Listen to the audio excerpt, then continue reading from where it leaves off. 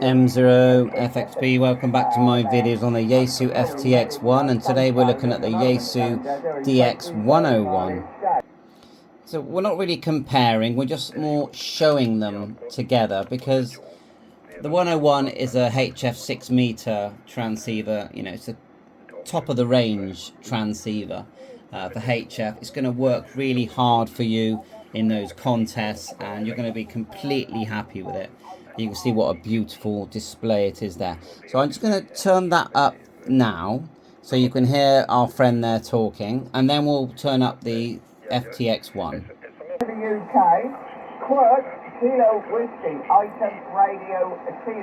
Now look at the display, watch this. Golf Italy Tango Hotel Uncle Bravo / Hotel. You don't get that on the Yaesu 710. Now look at the display on the FTX1. With all the UK bunkers and their reference numbers. And if we hold down the function menu, there's our menu. And there you go. So they're not identical. Similar but not identical. If we tap the dimmer, we'll come up a bit on the brightness there. Dedicated back button. We'll just press function. Both of these, in my opinion, both of these are a pure joy to use. But look what we've got here, 70 centimeters. So let's turn that down. So we'll turn up, we've got dedicated AF RF squelch. That's my hubnet node, and it's a good sounding speaker, and this is not the Optima. If you're not familiar with what the Optima is, it's the back end unit that connects on and gives you 100 watts.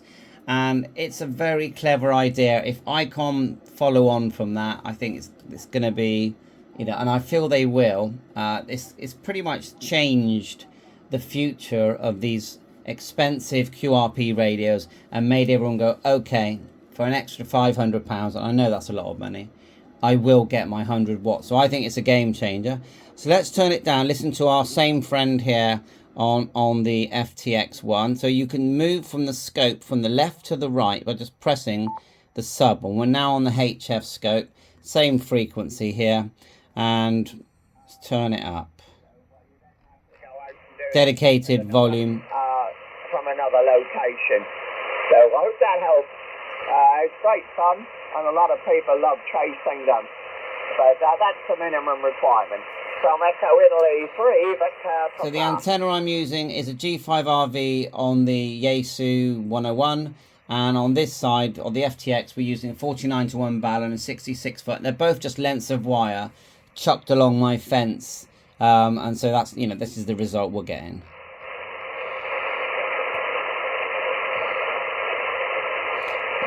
Now, it's not like it's busy, but I'll have a little tune. So to go from right to left, you just press like so. Moves over, and we can now use the large dial. We can tap the screen and get larger increments.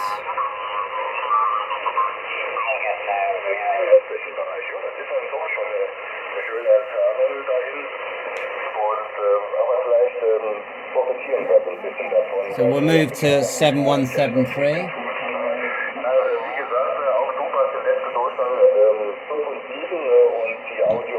I'll turn down the FTX. Now remember, on the Sherwood list, the 101 is the winner, so is the 710. But, I mean, look, you can see that this antenna is doing, it's better configured for what we're listening to. 7173, 7173, DNR is on. Press and hold, and we're just going to tap that off. And then big back button. Oh, so we've got an... Oh, that station's gone. We just wait for that station to come back. If we flick here to the A band. Okay. Now we've got our node. So simultaneous receive UHF, VHF and C4FM. If I press the PMG button, you get PMG. You get that on your FTM 500. So I think it's pretty cool. And if I got my 150 on here today.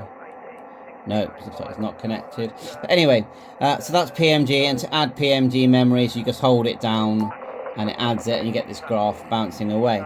You also, if you put a VHF, UHF channel on this side, let's go to a memory, and you hold your finger, remember we can move the scope right and left, hold your finger on the display, on the waterfall, you get the memory scope as well. That's a new, I think that's a new feature. Let's press that again. Confusing myself there. And then to go through the bands, you know, it's a shack in the box.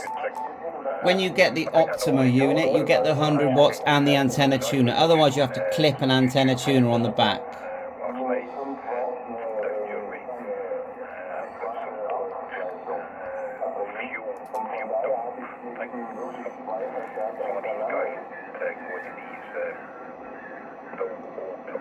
It's quite fiddly getting my hands in there.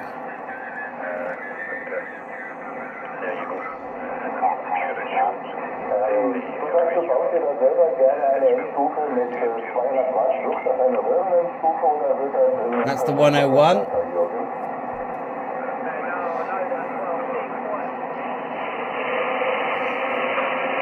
Now for the Yaesu, for the FTX. Give it a minute for him to speak. You've got your span.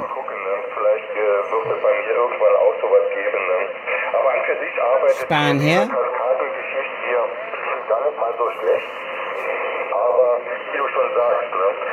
Very similar.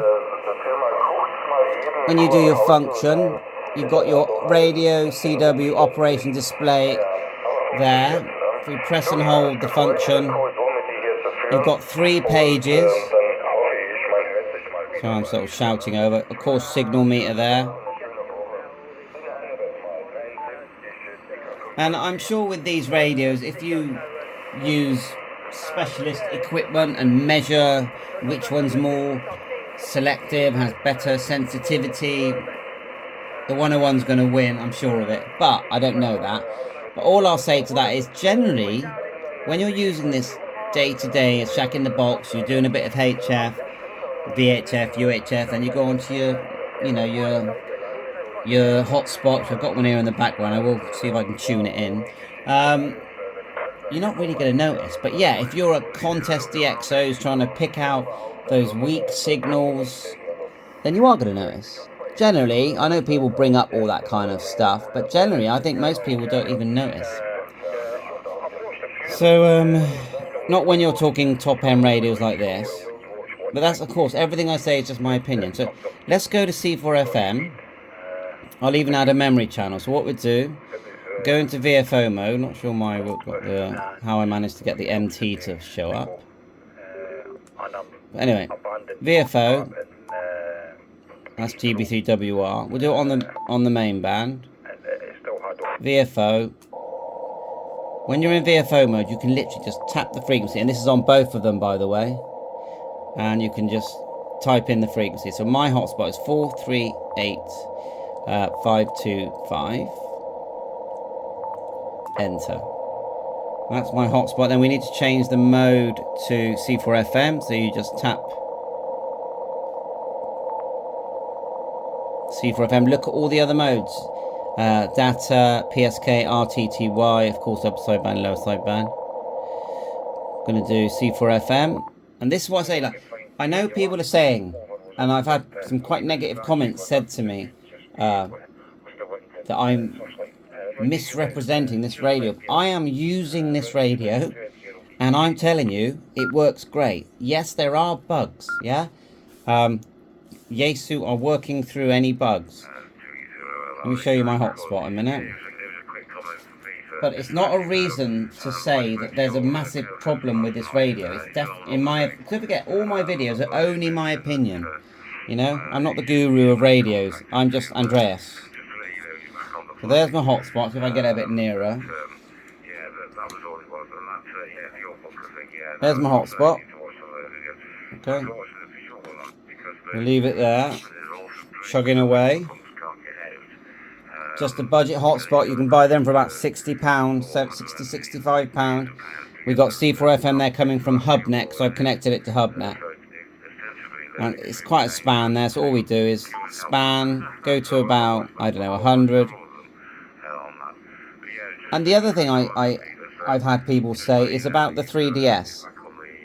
So there's 3DS. And I'm going to do some videos on this, just learning it myself, because the amount of people that said, well, what's the point of it? This is showing you a representation, a visual representation of the band, but you need to learn how to use it. You need to know how to adjust it. So let's just hold this, and we're going to tap, go back to the first screen here, D level, and go back. Same goes for the 101. D level. Look for D level. There it is there. Okay.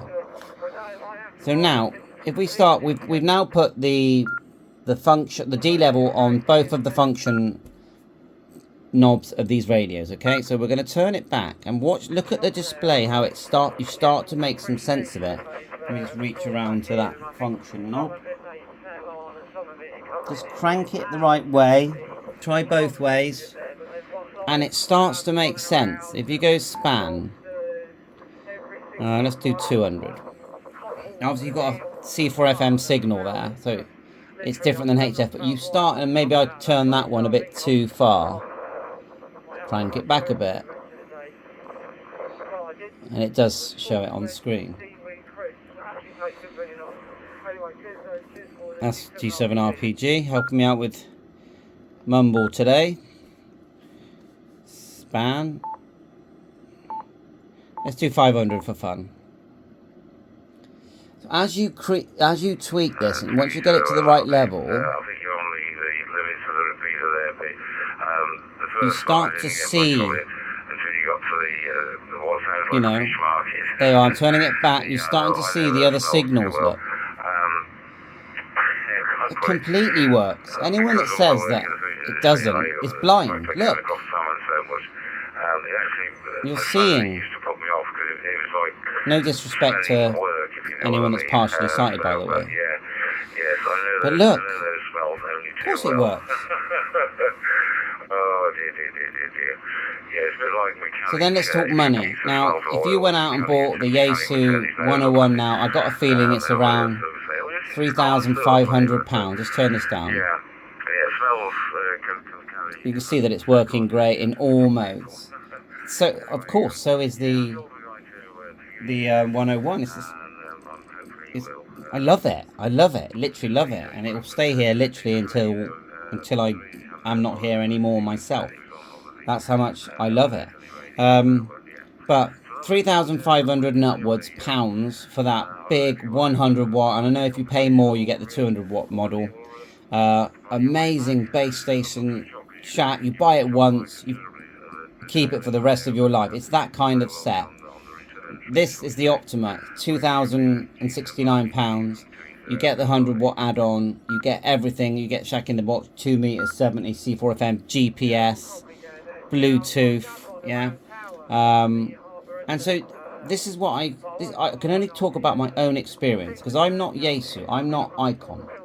I'm just Andreas, enjoying my hobby. That's all it is here. That's what's going on here. And I'm filming it and talking about it because I enjoy making the videos as well. It's part of how I enjoy my hobby in my life, yeah?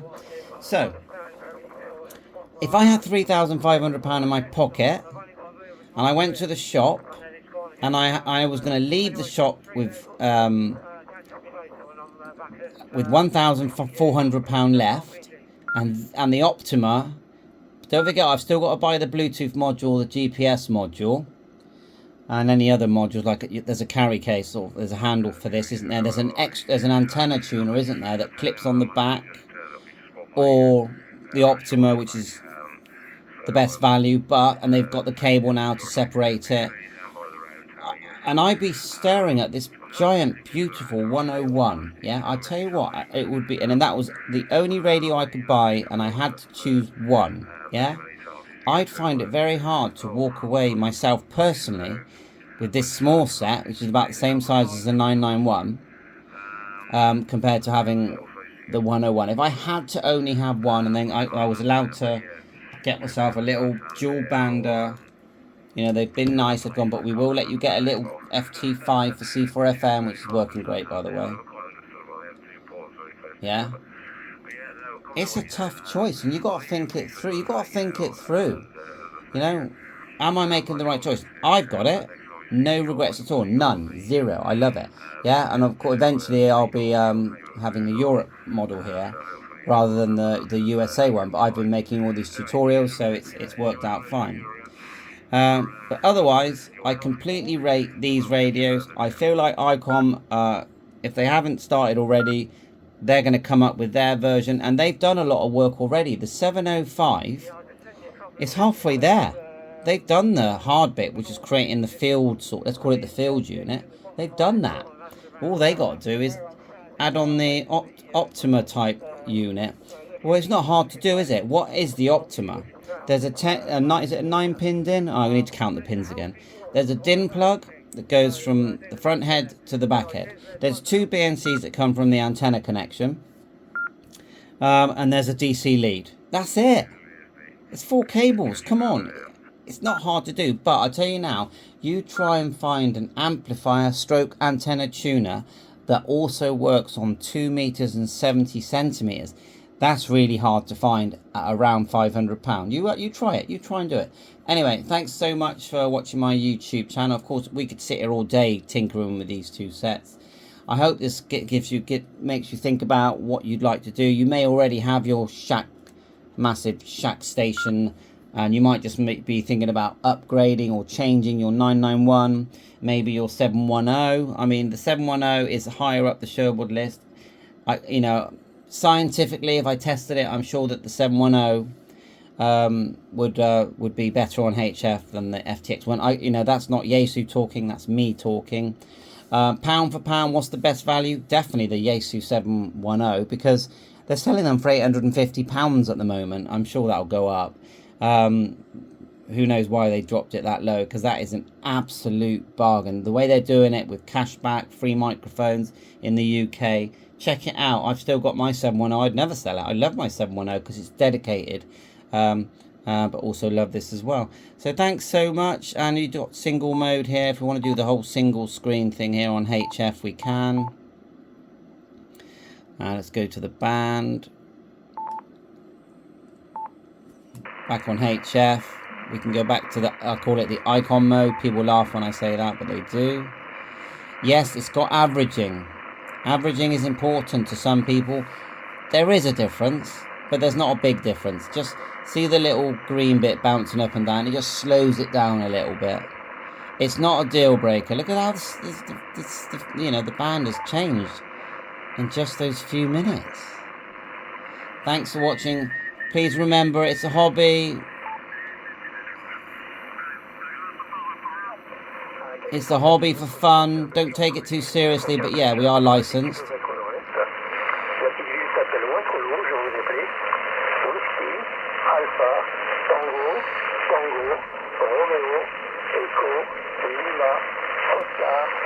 Try not to knock that over.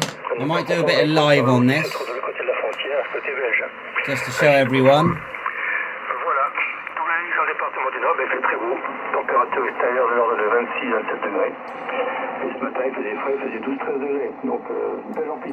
Bye for now, 7-3. Thanks so much for watching.